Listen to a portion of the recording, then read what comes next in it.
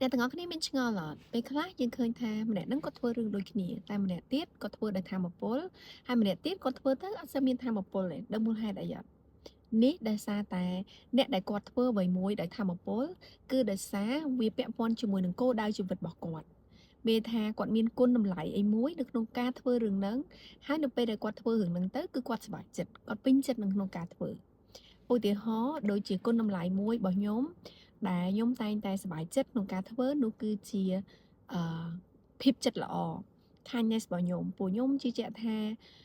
យើងអត់ដឹងថាម្នាក់គាត់មានរឿងអីនៅក្នុងជីវិតរបស់គាត់ទេពីក្មេងគាត់កើតអីក៏យើងអត់ដឹងអញ្ចឹងបើសិនជាខ្ញុំអាចធ្វើរឿងអីល្អឬក៏និយាយអីល្អទៅកាន់នរណាម្នាក់ឲ្យគាត់សប្បាយចិត្តឬក៏ជួយគាត់រឿងអីមួយគឺខ្ញុំពិតជាសប្បាយចិត្តមែនតើមិនថាការងារជាសហគមន៍ឬក៏ការងារសង្គមអីផ្សេងៗអញ្ចឹងគ្រប់ពេលដែលខ្ញុំធ្វើរឿងទាំងអស់ហ្នឹងគឺខ្ញុំមានថាមពលក្នុងការធ្វើដោយសារវាជាគុណតម្លៃមួយនៅក្នុងជីវិតរបស់ខ្ញុំប៉ុន្តែមួយទៀតគុណតម្លៃមួយទៀតគឺជា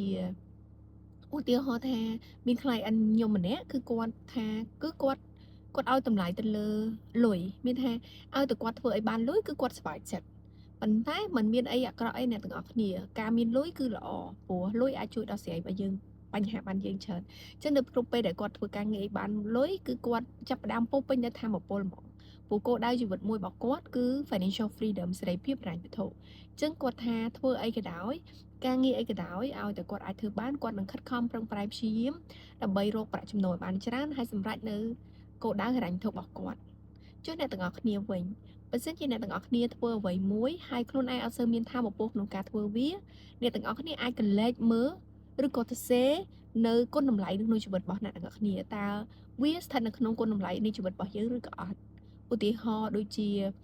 តើការងារនេះយើងស្រឡាញ់អត់តើការងារនឹងផ្ដល់ប្រាក់ចំណូលឲ្យយើងបានគ្រប់គ្រាន់ឬក៏អត់តើការងារនឹងផ្ដល់ជាសុខភាពឲ្យយើងអត់តែយើងធ្វើនឹងចំណេញដល់ការរស់នៅរបស់យើងទំនាក់ទំនងរបស់យើងឬក៏សុខភាពរបស់យើងអត់ចឹងបើសិនជាអត់ទេប្រហែលជារឿងទាំងអស់នឹងហើយដែលធ្វើឲ្យអ្នកទាំងអស់គ្នាអត់ថាមពលប៉ុន្តែយើងអាចជួយខ្លួនឯងមានថាមពលមកវិញតាមរយៈស្វែងរកអ្វីដែលយើងចង់ធ្វើពិតប្រាកដហើយធ្វើវាអស់ពីចិត្ត